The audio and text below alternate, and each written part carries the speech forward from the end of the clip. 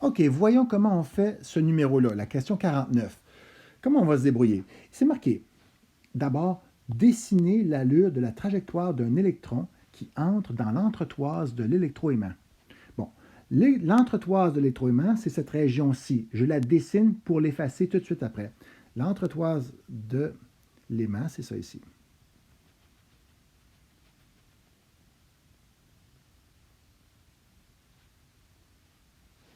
Fait que je l'efface tout de suite, là.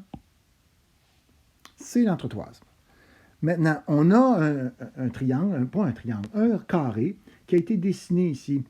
Ce carré-là, A, B, C, D, A, B, C, D. C'est comme si on avait pris ce carré-là, puis on l'avait flippé pour qu'on puisse le voir. Donc, il y a une particule qui s'en vient comme ça, elle fonce, puis elle entre dans l'entretoise. Ça, c'est la région de l'entretoise.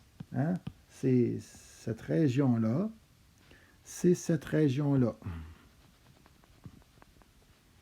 Je l'efface. Maintenant, dessiner l'allure d'un électron. Bon, l'électron, on va juste comparer. L'électron, proton puis neutron. L'électron, c'est une charge négative. OK? C'est une charge négative, je vais le mettre en rouge. C'est une charge négative. Le proton, c'est une charge positive. Puis le neutron, ben, c'est pas de charge pantoute. Il n'y en a pas. Ensuite, l'électron, très léger, presque 2000 fois plus léger. 2000 fois plus léger. Hi, ça. euh, Puis, bon, le proton, ben, c'est lourd, OK? C'est lourd. Puis l'autre, il est aussi lourd. J'ai dit lourde. Non, on va mettre juste lourd. Lourd, OK? Lourd avec un D. OK.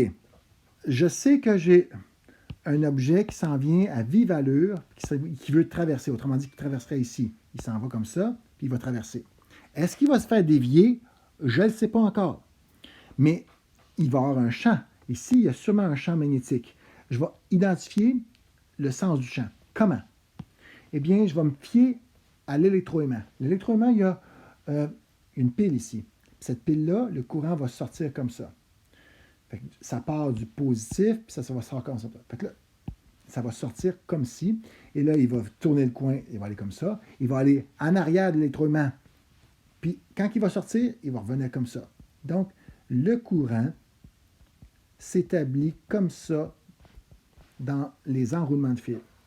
Cet enroulement de fil-là, là, je vais prendre la règle de la main droite, puis je vais dire, OK, je vais prendre mes doigts, je vais suivre le courant qui s'enroule, puis en prenant mes doigts qui s'enroulent autour du morceau de fer, je vais bien m'apercevoir que quand je fais ça, ma main, elle est comme ceci.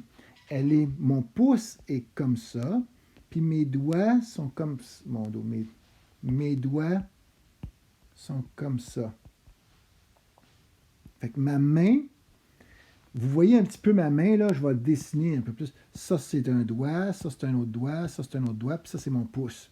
Okay? Donc, j'ai vraiment un champ magnétique qui devrait s'en aller comme ceci. Comme ça. C'est mon pouce. Mon pouce. Puis là, ça va courber, évidemment, puis ça va s'en aller comme ça. Puis là, il va y avoir un champ magnétique. Ah, mon Dieu, il m'a fait un champ magnétique comme ça, puis comme ça. Ça boucle comme ça. Fait que mon champ magnétique, il monte. Il monte dans l'entretoise. Fait que s'il monte, puis si je regarde l'entretoise vue de dessus, là, ben je vois le champ magnétique faire ceci. Il nous saute d'en face. Il sort perpendiculairement à, à l'aire que j'ai dessinée, l'aire A, B, C, D. Okay, cette aire-là, il y a un champ. Et oui, quand je les dessine là,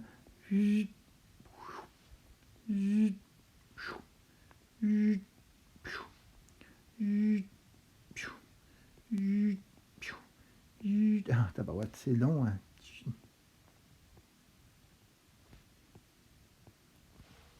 OK, c'est comme ça. Oui, il y a un champ magnétique, puis c'est ici que ça sort, c'est ici que ça sort, c'est ici que ça sort, c'est ici que ça sort, c'est ici que ça sort, c'est ici que ça sort.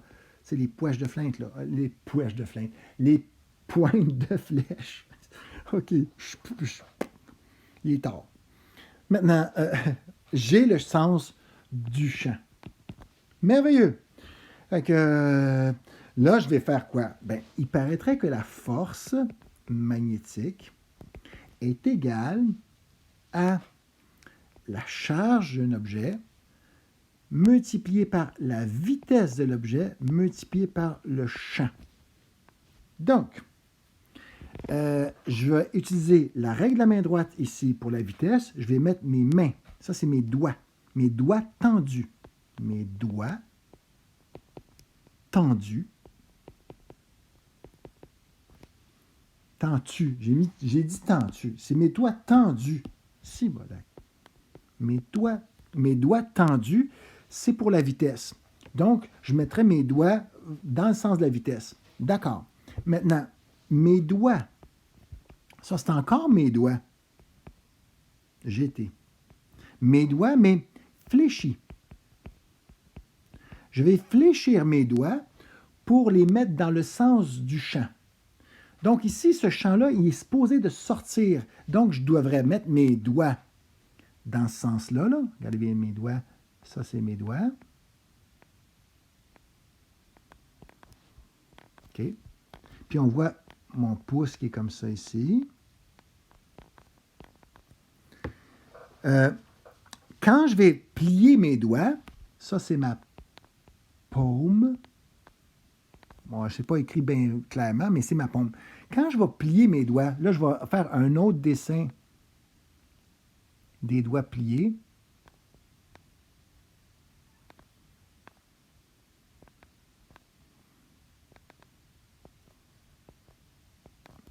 Ici, là, vous voyez le bout de mes doigts. Ça, c'est le bout de mes doigts. C'est comme des flèches. Vous voyez vraiment mes doigts, le bout des doigts, avec mes petits ongles ici. Ça, c'est les ongles. Okay. Je les ai fléchis. J'ai fléchi, mais j'ai fléchi les doigts qui étaient ici, je les ai fléchis dans le sens du champ. Donc, j'ai vraiment bien utilisé la règle de la main droite pour le produit vectoriel. J'envoie mes doigts dans le sens de la vitesse et j'envoie mes doigts fléchir. Je vais fléchir mes doigts de façon à les envoyer dans le sens sortant. Ce produit vectoriel qui est ici, okay. Voyons, ben, il s'en va dans le sens du pouce. Okay. Fait que le V fois croix B va vraiment dans ce sens-là, vers le haut. Mais attention, j'ai une charge qui est ici. Et cette charge-là, pour le A, c'est un électron. Donc, pour l'électron, il va falloir que je multiplie quelque chose de négatif à ça. Et quand on multiplie une direction par un chiffre négatif, ça inverse la direction. Ça voudra dire que l'électron, quand je vais le mettre en rouge, l'électron qui est en rouge, eh bien, il va faire en sorte que, oh non, on a un électron qui va, un négatif qui va faire changer le sens. Donc, l'électron là, va avoir une force qui va vraiment être comme ça. Regardez.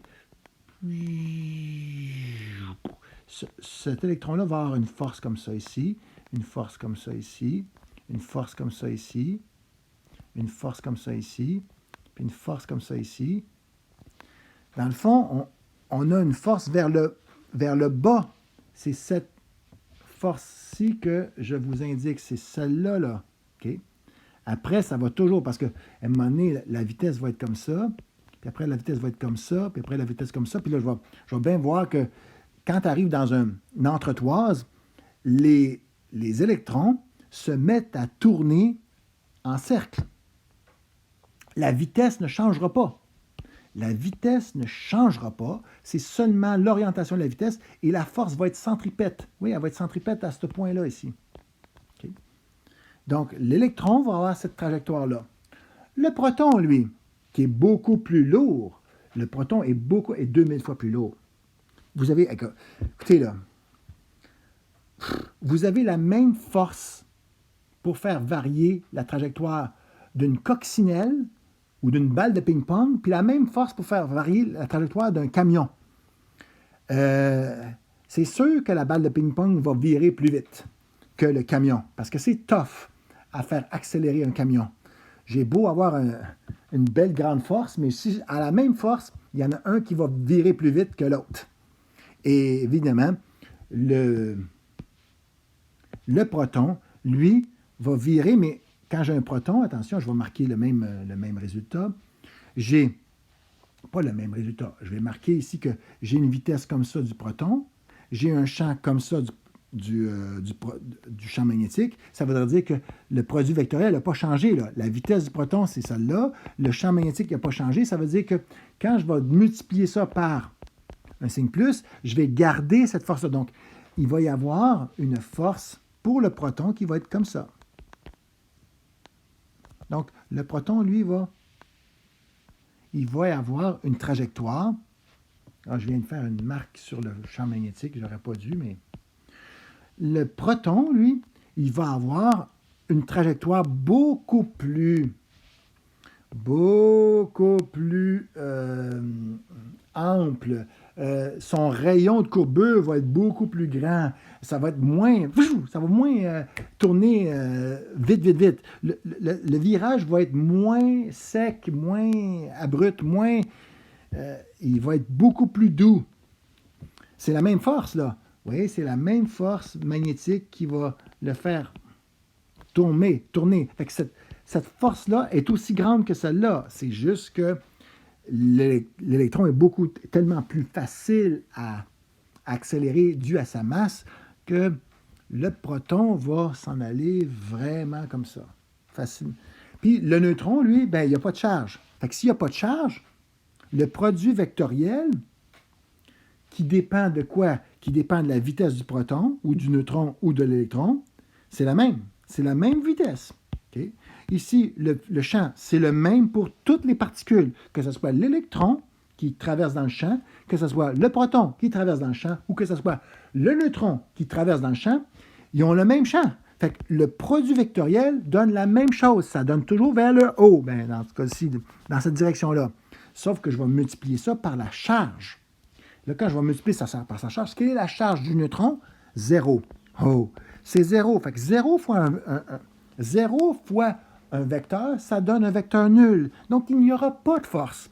S'il n'y a pas de force, il n'y aura pas de variation de vitesse ou de variation d'orientation de vitesse. Donc, notre pauvre petit neutron, il n'est pas si pauvre que ça, il va continuer tout droit. Ça, c'est notre neutron. Ça ici, c'est notre proton.